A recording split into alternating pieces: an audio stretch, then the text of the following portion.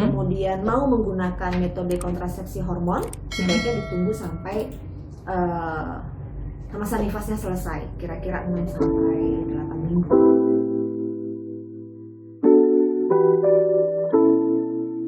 KB pasca persalinan tadi sebelumnya kita sudah bahas pengertian dan pentingnya apa ya.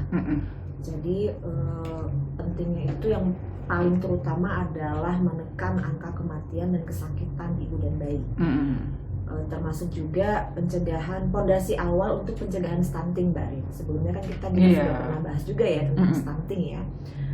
Karena jika jarak kehamilannya terlalu dekat, ada 2 bayi dalam satu rumah, ya ini akan sangat mempengaruhi proses tumbuh kembang anak, pembentukan ASI. Jadi ibu nggak bisa kasih ASI eksklusif, ya kan? Nah ini adalah awal mula dari lemahnya daya tahan tubuh anak. Nah, kalau daya tahan tubuh anak sudah kurang, stimulasi juga tidak dilakukan karena ibu terlalu repot, ya, tidak sempat melakukan stimulasi tumbuh kembang, maka stuntingnya akan lebih gampang terjadi, gitu, ya kan?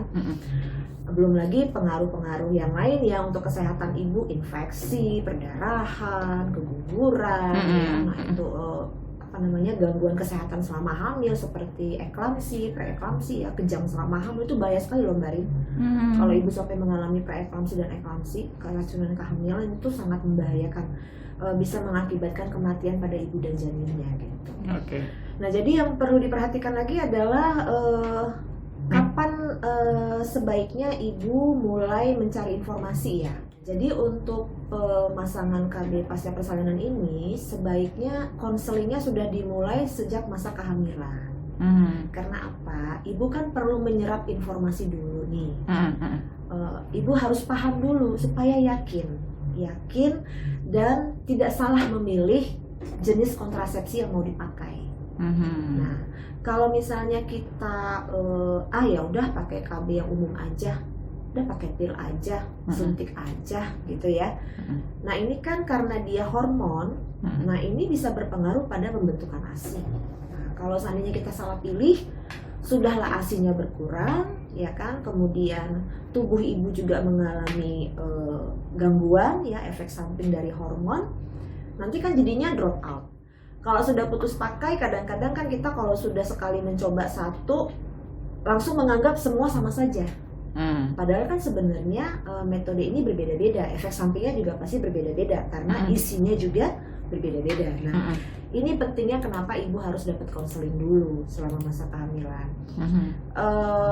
Boleh nggak konselingnya pada saat persalinan? Ya, boleh-boleh aja, misalnya pada saat kontraksi belum terlalu kuat, ya. Nah, tetapi bagaimanapun kita kan perlu waktu untuk menyerap informasi. Kita perlu waktu untuk betul-betul memahami informasi yang disampaikan oleh tenaga kesehatan. Kita juga perlu waktu untuk barangkali ada yang harus diperiksa dengan kesehatan kita supaya betul-betul yakin, oh ini cocoknya yang ini, oh ini bagusnya yang ini, gitu. Supaya ibu tidak mengalami kekecewaan selama menggunakan alat kontrasepsi, jadi nyaman, cocok, happy gitu. Jadi bisa bertahan lama penggunaan kontrasepsi. Iya. Selain supaya ibu tidak mengalami kekecewaan, bapaknya juga nggak mengalami kekecewaan, ya kan? Betul. Lebih besar kepada rumah tangga ya. Padahal efeknya lebih besar kan? Aduh, nah, sama nggak sih pemilihan alat kontrasepsi untuk yang lahiran normal dengan yang lahiran sesio? Sama ya. Tapi barangkali yang membedakan justru kepada ibu menyusui atau tidak. Oh gitu. Nah, kalau misalnya ibu menyusui, maka penggunaan alat kontrasepsi hormonal, terutama yang hormon ganda, itu harus ditunggu sampai 6 minggu pasca persalinan. Nah, supaya apa? Supaya tidak mempengaruhi ASI. 6 minggu berarti 1,5 bulan ya.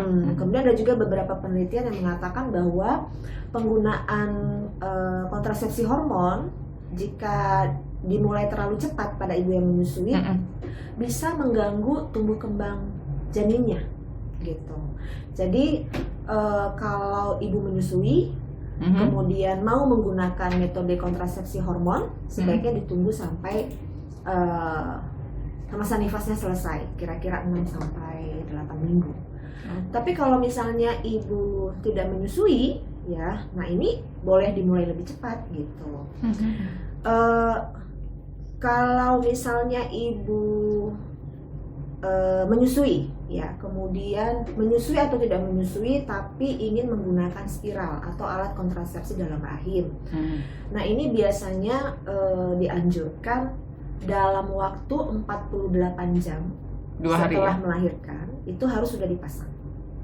Jadi 10 menit setelah plasenta lahir, itu spiralnya sudah boleh dipasang, ya kan?